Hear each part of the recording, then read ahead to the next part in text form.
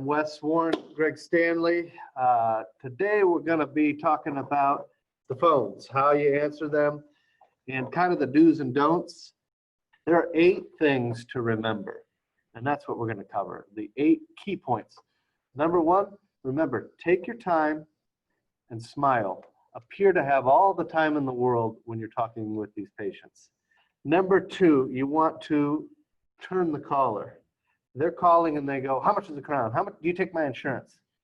What you want to do is take back control. There's a couple different lines you can use for this. You actually ask them, who can we thank for referring you to the office?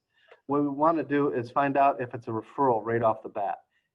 If they say, I was driving by and I saw your sign, or I saw your marketing piece, that's you are on Red flag. yeah, it's a red flag. It's a risky call.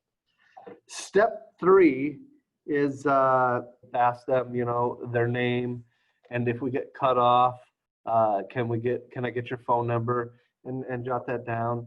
What you're trying to do is become human to the person. Right. By knowing their name, it makes them, it disarms them a little bit, and they tend to be less aggressive almost on the phone. Step 4 and 5 are together. Because usually they ask 1 or 2 questions.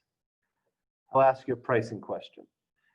The secret here is to ask them 2 or 3 probing questions about the procedure or their anatomy that they probably won't be able to answer. Do you know if that tooth is impacted?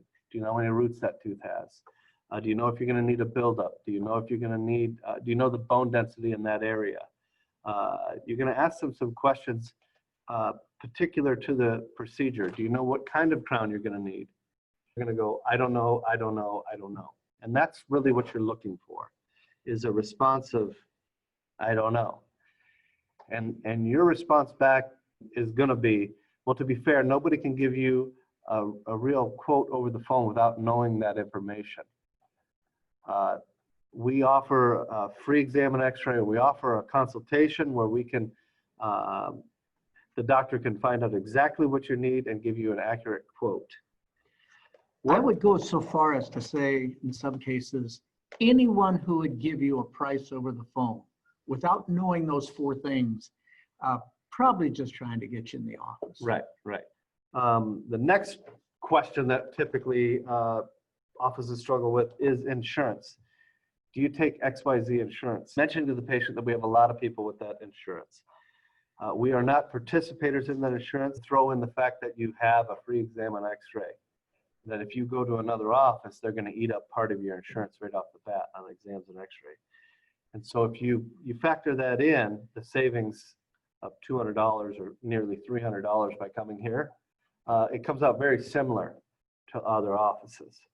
Now we're going to go to point 6. The dual alternative close is offering the patient 2 options of an appointment time.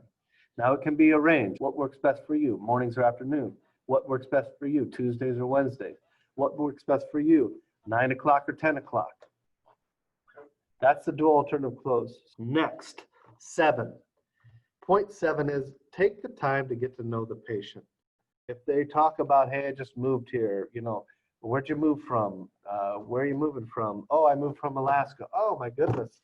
Alaska, what were you doing up there? A simple strategy to kick it off is, tell me about your dental background. Your dental history, dental background. Dental history, yeah. Or chief complaint. Find out, is there anything that is concerning you? And that can get the ball rolling in this conversation. And you're just going to be asking open-ended questions. What was that like? Oh, where'd you move from? Very important to create a bond with the patient. And this works to so that they show up a lot, and that you guys are humans together.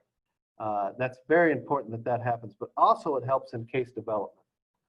The more you know about the patient, the more they trust you. Point number 8 is to ask the patient to do you a favor.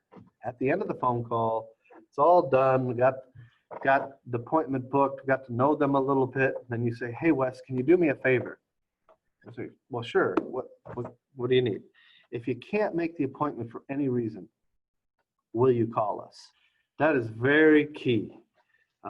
to stopping the no-show rate. So, all right, thanks for listening. Appreciate it.